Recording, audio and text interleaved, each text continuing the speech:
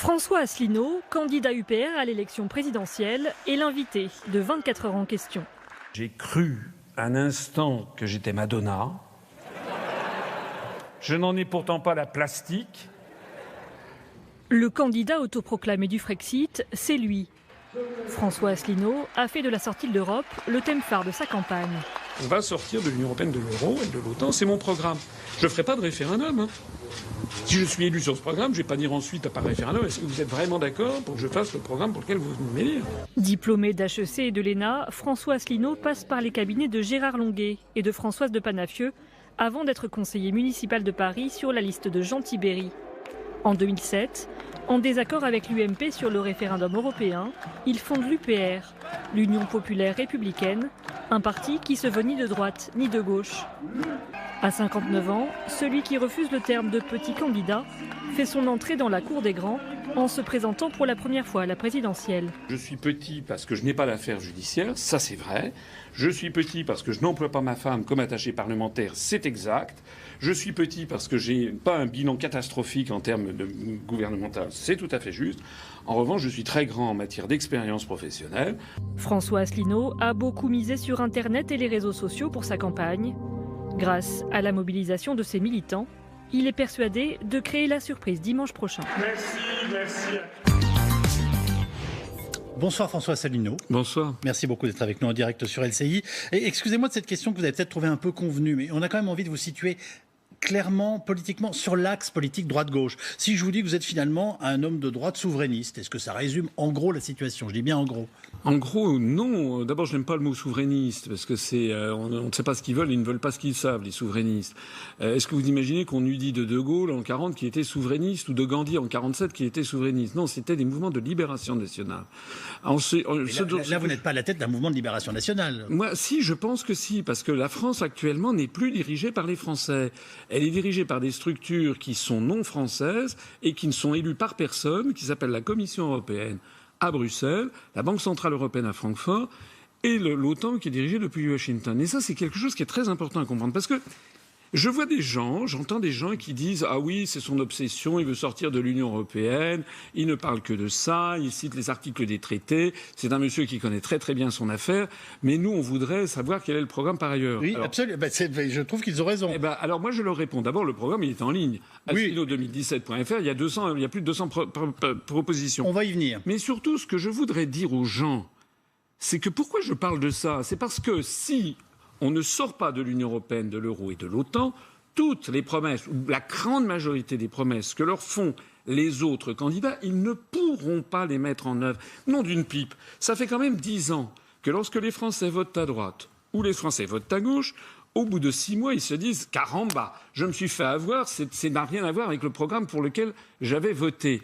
Moi, je leur explique pourquoi. Parce que tout est déjà fixé. Pas tout, mais 90% des choses sont déjà fixées par la Commission européenne, la Banque centrale européenne et l'OTAN. Sauf ce que vous venez de me citer, c'est-à-dire sortir de l'euro, de l'Europe, et le troisième point, excusez-moi, de l'OTAN. Merci beaucoup. Vous me dites, je le fais tout de suite. Et sans référendum, on vient de l'entendre à nouveau dans notre reportage, j'entends très bien, mais ça prend 10 ans. Donc ça n'est pas tout de suite. Ce sera très long. Non, la sortie de l'Union européenne... Prenez un peu de temps pour le coup pour nous l'expliquer, parce que La sortie de l'Union européenne et de l'euro, c'est par l'article 50 du traité de l'Union européenne. Donc on lance... C'est ce que vient de faire Mme Theresa May au Royaume-Uni pour la sortie de l'Union européenne. C'est une procédure qu'il suffit de lancer. Ensuite, on débat... il suffit de lancer. Elle a mis 1 an avant que ça se fasse. Et au moment où nous parlons, rien n'est fait. C'est tel qu'il l'a décidé. Mais il y a des discussions. Au bout de 2 ans maximum... un État peut sortir de plein droit. Il s'agit d'avoir un accord de sortie. C'est normal d'avoir un accord de sortie. C'est comme le divorce d'un couple. Quand un couple divorce, il faut si c'est un divorce, quel que soit le divorce, c'est un divorce à l'amiable, on ne peut pas sortir comme ça. Non, ça sera un peu plus compliqué que ça, François Asselineau. Oui, mais c'est la même chose. Non, mais c'est pas si compliqué que ça. Il y a des problèmes à régler. Écoutez, je ne dis pas que ça ne peut pas se faire. Je trouve honnête de dire à nos téléspectateurs, puisque on parle beaucoup de ça, et c'est aussi pour cela que vous intéressez, sortie de l'euro, sortie de l'Europe, sortie de l'OTAN, combien de temps, honnêtement, ça prend ? Écoutez, je suis le seul responsable politique à avoir fait depuis 1 an et demi, sinon 2 ans, une conférence qui est en ligne, qui s'appelle Le jour d'après, Alors les gens n'ont qu'à taper Asselineau le jour d'après, et depuis 2 ans, j'explique comment on fait. Oui. C'est la preuve déjà que moi je veux sortir. Je signale au passage, mais on va y revenir, mais permettez-moi de souligner. Si vous regardez la profession de foi de Mme Le Pen, par exemple, ou de M. Mélenchon, celle qui arrive en ce moment dans les boîtes aux lettres, vous verrez que c'est clair comme du jus de chic, comme on aurait dit, c'est-à-dire qu'en fait, il ne parle pas de l'article 50, qui est la seule procédure qui permet d'en sortir. Alors ensuite, bien sûr, il y a des problèmes à régler. Par exemple, le mandat des députés européens qui sont de nationalité française. Quand est-ce qu'il s'arrête ? Les contrats de travail des fonctionnaires français qui travaillent à la Commission européenne, à la Cour de justice. Quand est-ce que ça s'arrête ? Qu'est-ce qu'ils deviennent ? Nos engagements avec la Banque centrale européenne. Les flux financiers dans un cas et dans l'autre. Tout ça, c'est exact. Mais ça, c'est exact. Oui, mais c'est faramineux quand même. Non, c'est pas faramineux. Sur la sortie. Je suis intoxiqué, là, j'essaie de faire. Enfin, ils ont réussi à me faire peur. Donc, franchement. Mais écoutez, la sortie de l'euro sera beaucoup plus facile que l'entrée. Il a fallu 10 ans pour entrer dans l'euro. La sortie de l'euro, vous savez, le vrai secret, c'est quoi ? C'est que les Allemands ont imposé un système à l'euro qui n'est pas celui que voulaient les Français, qui est un système facilement réversible. Pourquoi ? Parce que nous avons tous les États de la zone euro ont conservé leur banque centrale nationale. Il y a toujours la Banque de France. Oui, bien sûr. Bien sûr. Les Français étaient favorables. Il y a beaucoup de Français d'ailleurs qui croient qu'il y a simplement la Banque centrale européenne et que ce serait une monnaie unique. Non. Pas les téléspectateurs d'LCI. J'ai reçu Christian Noyer qui l'a dirigé pendant des années. L'euro n'est pas une monnaie unique. En réalité, c'est une collection de monnaies nationales qui sont des créances sur les banques centrales nationales respectives. J'aime beaucoup la pédagogie, mais j'aimerais bien la réponse à ma question. En combien de temps vous faites tout ça, selon vous, objectivement, sans qu'on perde de temps ? Une réponse rapide, et après j'ai une autre question. Je pense que le délai qui a été prévu dans le traité, qui est de 2 ans, est un délai qui me paraît raisonnable, très honnêtement. Très honnêtement. Euro, Europe, OTAN, les trois. Alors, l'OTAN, c'est encore plus simple. L'OTAN, c'est l'article 13 du traité de l'Atlantique Nord. On écrit à la Maison-Blanche. Oui, je connais mes articles. Je connais mes je vous ferai peut-être un petit test tout à l'heure. Oui, ça c'est un truc comme Bourdin. L'OTAN, on écrit à la Maison-Blanche. Il suffit de dire on sort de l'OTAN et 1 an après on en sort de plein droit. C'est tout. C'est la seule formalité. C'est vrai que sur l'euro et la sortie de l'Union européenne, je n'ai jamais dit que ça se ferait dans la minute. Mais je dis que dans l'espace de 2 ans, c'est tout à fait envisageable. D'ailleurs, regardez, au cours des 30 dernières années, il y a eu pas mal de monnaies plurinationales qui se sont désintégrées. Regardez le rouble soviétique, la couronne tchécoslovaque, la livre du Soudan, le dinar yougoslave. Toutes ces monnaies se sont désintégrées. Eh bien, les nouvelles monnaies sont apparues dans l'espace entre 6 mois et 2 ans. Très sincèrement, vous y croyez vraiment ? Ou c'est votre façon de vous différencier des autres petits candidats, ce que vous venez de me décrire? Vous avez l'air surpris par ma question. Oui, je suis surpris que vous me traitiez de petit candidat, alors que je suis celui de tous les candidats. Ça n'a rien de désagréable dans ma bouche. Enfin, bon, voilà. Non, mais je ne suis pas un petit candidat. Vous avez réagi au mot souverainiste. Or, il se trouve qu'il y a plusieurs candidats souverainistes dans cette élection. Oui, parce que les souverainistes, ce sont des gens qui ne proposent pas de sortir de l'Union européenne. D'où ma question. Ça fait 2 fois que je sens bien que vous vous différenciez. Et je vous demande, voilà, si c'est vraiment vos convictions, est-ce que vous pensez réellement porter? Bien entendu. Pourquoi? Attendez, vous croyez que je fais de la politique? Pourquoi? Regardez, c'est une question qu'on peut se poser. Non, mais le Royaume-Uni a bel et bien... Et ça n'a rien de désagréable. Est-ce que le Royaume-Uni a décidé de sortir de l'Union européenne ou pas? Oui. Bon. Donc moi, c'est comme le Royaume-Uni. Par ailleurs, l'euro, il y a quelque chose qu'il faut que les Français sachent. Vraiment. C'est que les gens disent, vous vous rendez compte, ça a des problèmes si on en sort. Mais est-ce que les Français se rendent compte des problèmes si on y reste? L'euro n'est pas viable parce que la compétitivité de l'économie allemande ne cesse de s'accroître par rapport à la compétitivité de l'économie des pays du Sud. La fuite des capitaux, ça vous inquiète pas? Ça vous paraît? La fuite des capitaux, elle a lieu en ce moment. Oui. Elle aura une autre ampleur si on sort de l'euro et de l'Europe. Des pays du Sud vers l'Allemagne. Le dernier chiffre de la Bundesbank, 829 milliards d'euros qui viennent des pays du sud de l'Europe qui sont en Allemagne. Les Allemands sont affolés par ce qui se passe. Il y a actuellement un phénomène de divergence. Et soit dit en passant, M. Calvi, ça aurait dû être normalement au cœur des débats de l'élection présidentielle. L'euro va exploser et je suis le seul à le dire. À qui vous adressez-vous et finalement, qui voulez-vous défendre dans cette campagne, François Asselineau? Mais le peuple français. Moi, je suis français, je suis au milieu des Français. Tout à l'heure, vous aviez commencé à dire que j'étais de droite. Notre mouvement politique a été classé par le ministère de l'Intérieur au-dessus du clivage droite-gauche. Une majorité maintenant des adhérents de l'UPR vient d'ailleurs de la gauche, mais on a aussi des gens qui viennent de la droite. Mais pourquoi cela? Parce que nous avons mis... Votre parcours, en tout cas jusqu'ici, votre engagement politique et votre parcours, brillant, puisque vous avez en effet fait HEC, que vous avez fait l'ENA, que vous êtes inspecteur général des finances comme Emmanuel Macron. Non, M. Macron est inspecteur des finances. Alors très bien, inspecteur général. J'ai 20 ans d'expérience. Parfait, donc je vous mets 2 barrettes en plus et tout le monde l'aura remarqué. Vous avez travaillé avec Charles Pasqua, avec Gérard Longuet, avec Madame de Panafieux, avec M. de Charette. Excusez-moi, mais c'est un parcours de responsable politique de droite. Oui, mais je n'ai pas dit le contraire. Ah bah très bien, non mais je n'ai pas dit le contraire, mais si vous voulez, ça c'était, vous citez des choses qui remontent à il y a 15 ans. Oui. Et depuis 15 ans, j'ai évolué. Je ne rejette absolument pas mon parcours, j'en suis fier. J'ai fait des choses tout à fait passionnantes. D'ailleurs, lorsque j'étais auprès de M. Hervé de Charette, ministre des Affaires étrangères, j'ai accompagné Jacques Chirac dans de nombreux entretiens au plus haut niveau à travers le monde. Et j'estime que la diplomatie du temps de Jacques Chirac, excusez-moi, elle était beaucoup plus respectueuse du droit international que la diplomatie actuelle.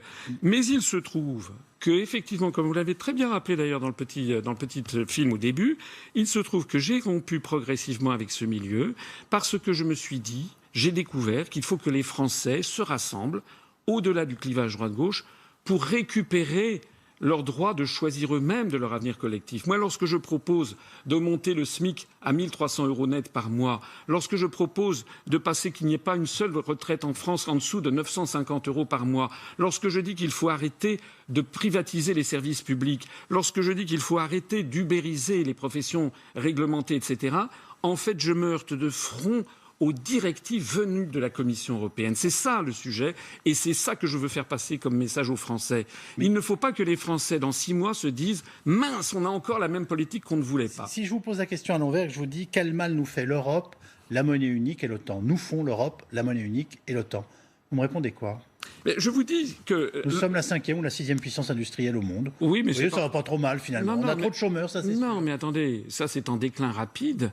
Allez dire aux gens de plus en plus nombreux, est-ce que vous avez déjà vu les statistiques, je ne sais pas moi, de la Fondation Abbé Pierre, des Restos du Cœur? Est-ce que vous savez qu'il y a chaque jour en France 800 personnes qui passent en dessous du seuil de pauvreté? Est-ce que vous avez vu l'effondrement du nombre d'industries qu'il y a en France? Est-ce que vous savez qu'il y a presque un agriculteur qui se suicide tous les jours? Est-ce que vous savez qu'il y avait 4 millions d'agriculteurs familiaux en France en 1960 qui sont tombés à 400 000 et que dans 10 ans ils seront peut-être 40 000? C'est pour ça que je me bats, Monsieur Calvi. C'est-à-dire que la situation, elle devient très grave dans tous les domaines de l'activité. Alors c'est vrai que nous avons des beaux restes. J'ai très bien compris ce que vous me disiez. Nous avons des beaux restes, mais la sortie de l'Europe va arranger les choses. Mais parce que, alors je suis obligé, excusez-moi, mais de revenir aux fondamentaux. C'est ce que j'explique depuis 10 ans. Mais ça nécessite d'avoir plusieurs heures d'explication. Et effectivement, il y a toute une pédagogie à faire. Ce qui se conçoit bien s'énonce à peu près clairement et en un temps assez c'est parce que tout simplement, vous avez des articles des traités. Je suis désolé. C'est pour ça que vous n'allez pas nous refaire le coup des traités. Mais écoutez, c'est parce que justement, il y a des articles dans les traités, par exemple, qui placent l'agriculture dans un modèle ultra-productiviste.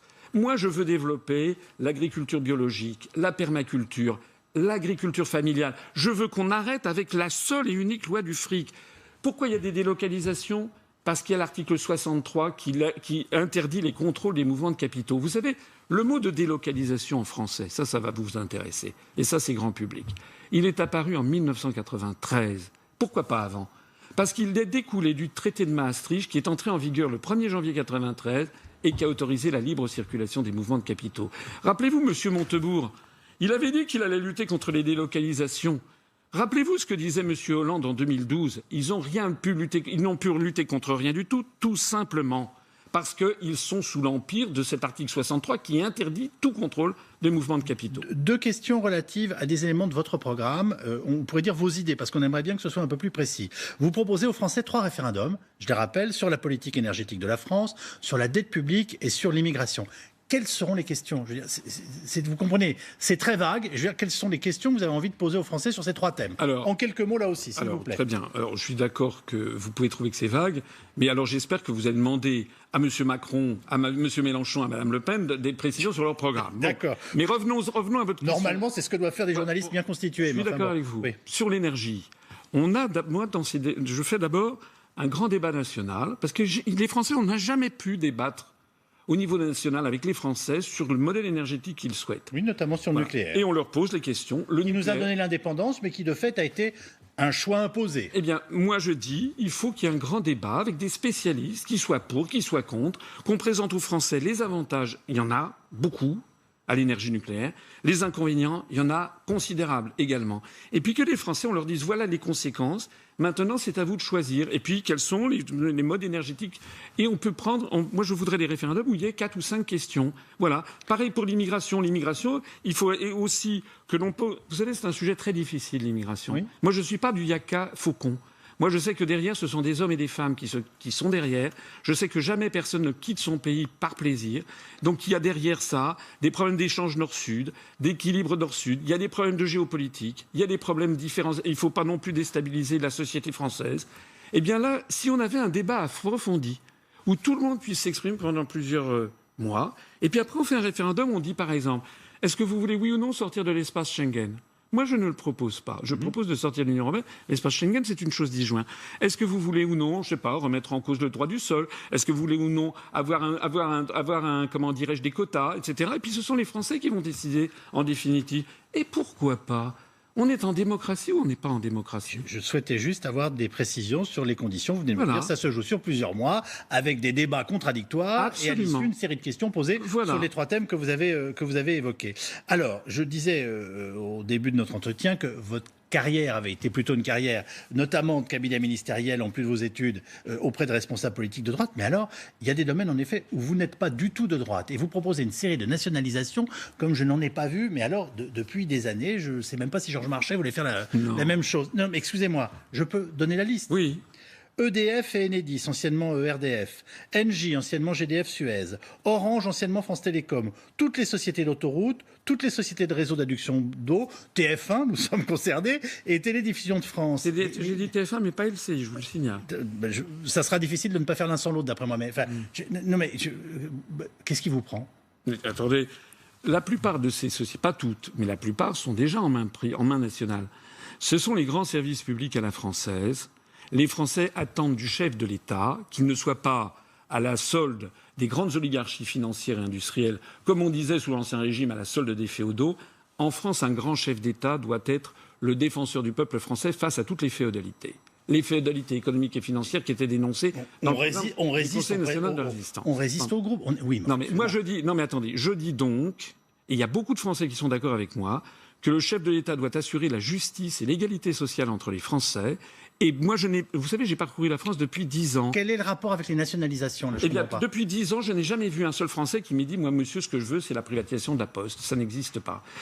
Parce que si on privatise subrepticement, par tranche, n'est-ce pas, article 106 du traité sur le fonctionnement de l'Union européenne. C'est reparti. Oui, mais oui, parce que si par tranche successive, on privatise les grands services publics à la française, on va favoriser la désertification rurale, on va accentuer la désertification médicale et on va favoriser également le départ des agriculteurs. Au total, est-ce que vous voulez vraiment qu'à horizon de 20 ans, on ait des provinces qui soient totalement... François Asselineau, vous allez surtout vider les poches des Français avec un pareil programme de nationalisation. Vous l'avez chiffré là aussi ? Bien entendu. C'est très important. Mais attendez, EDF, la grande majorité de ce qui est annoncé là est encore en main publique. La Poste, EDF, la grande majorité. Je veux faire inscrire dans la Constitution française le principe que c'est non privatisable par nature. Vous l'avez quand même chiffré. Oui, mais par exemple TF1... Donnez-moi le chiffre. Alors, voilà, TF1, allez, on rachète, vous et moi, TF1. C'est parfait. C'est en gros 2 milliards d'euros. Voilà. 2 milliards d'euros, je rappelle que... Attendez, vous n'avez pas parlé des économies. Moi, je veux sortir de l'Union européenne. Je rappelle que la sortie de l'Union européenne va nous rapporter cash... Tout de suite, 9 milliards d'euros par an, c'est ce qu'on dépense en plus par rapport à ce qu'on reçoit. Plus 5 milliards d'euros, ce sont les cofinancements, les condamnations pécuniaires. Plus, on va sortir de l'article 63, qui la libre circulation des mouvements de capitaux. Ça veut dire qu'on va enfin lutter efficacement contre l'évasion fiscale qui est évaluée entre 60 et 80 milliards d'euros par an par le ministère des Finances. Moi, je prévois d'en récupérer 20 milliards d'euros par an. C'est-à-dire qu'il y a tout un volet recettes dans mon programme et qui présente une particularité. C'est que ces recettes ne s'attaquent pas finalement aux Français. Elles s'attaquent en effet au dogme de la construction européenne. Il y a quelque chose qui a été pratiqué dans beaucoup de pays, notamment du nord de l'Europe, qui est finalement des délégations de services publics. C'est-à-dire qu'on met en concurrence des entreprises privées qui font le boulot de certains, je dis bien de certains services publics. Est-ce que ça ne vous paraît pas une idée de meilleure gestion ? Écoutez, moi ce que je vois, c'est que EDF se portait très bien du temps de Marcel Boiteux. C'était un modèle mondial. Et maintenant, EDF se porte de moins en moins bien et on est en train de saboter ce qui a fait les grands fleurons de l'industrie nationale française. Moi, je veux revenir à ça, mais notez bien, parce que vous m'avez traité quasiment plus à gauche que Georges Marchais. C'est quand même, il ne faut pas exagérer. Mais au début, vous avez protesté en me disant « Oh là là, mais aujourd'hui, j'ai de plus en plus de gens de gauche à mes côtés. » Non, mais c'est vrai, mais je ne suis pas non plus... C'est un mouvement au-dessus du... C'est de faire un trait d'humour. Oui, j'ai compris. Mais permettez-moi de signaler que le programme que je propose est un programme conforme aux grands idéaux de la libération. J'inscris aussi la sécurité sociale publique dans la Constitution, mais c'est beaucoup moins à gauche que le programme commun de la gauche de 1972. Le programme commun de la gauche de 1972 avait prévu la nationalisation de toutes les banques, ce que je ne propose pas, avait prévu la nationalisation de toute une série d'entreprises industrielles, ce que je ne propose pas non plus. Je veux revenir à cet équilibre de la société française des 30 Glorieuses. Les Français ont besoin de grands services publics nationalisés. Et puis c'est tout. Pour le reste, c'est une économie où l'on va favoriser d'ailleurs au passage les petites entreprises, les TPE, les artisans, les commerçants. Et comment ? Parce que justement, en sortant de l'Union européenne, on va alléger considérablement des quantités de réglementation d'origine européenne. Je n'ai plus le temps de vous demander pourquoi vous êtes d'un anti-américanisme aussi viscéral. Si vous pouvez l'exprimer en une... Ah bah si, attendez. La France est un pays satellite des États-Unis comme la Pologne était un État satellite de l'Union soviétique. Oui, c'est François Mitterrand à peu près qui l'a dit presque dans ces termes-là. François Asselineau à nos confrères de Huffington. Oui, mais c'est presque ce que François Mitterrand a dit dans le dernier Mitterrand. Oui, mais moi, je ne m'adresse pas à François Mitterrand, je m'adresse à vous. Vous êtes candidat à l'élection présidentielle. Écoutez, en 2017, en une phrase. Alors, nous avons 75 adhérents à l'UPR qui sont des expatriés qui vivent aux États-Unis depuis des années et qui considèrent que ce que je dis est vrai. Et moi, ce que je vois, c'est je vois loin. Lorsque, par exemple, je condamne les actes contraires au droit international des États-Unis d'Amérique, c'est parce que je pense aussi que peut-être dans 20 ou 30 ans, ça sera une autre puissance qui pourrait être à la place des États-Unis. Par exemple, la Russie, la Chine ou l'Inde. Je ne veux pas qu'une grande puissance se fasse le gendarme du monde. Je veux faire respecter le droit international en toutes circonstances. 22h30 pour la rediffusion de l'émission ce soir. Merci d'être venu nous voir, François Asselineau. Merci, Yves Calva.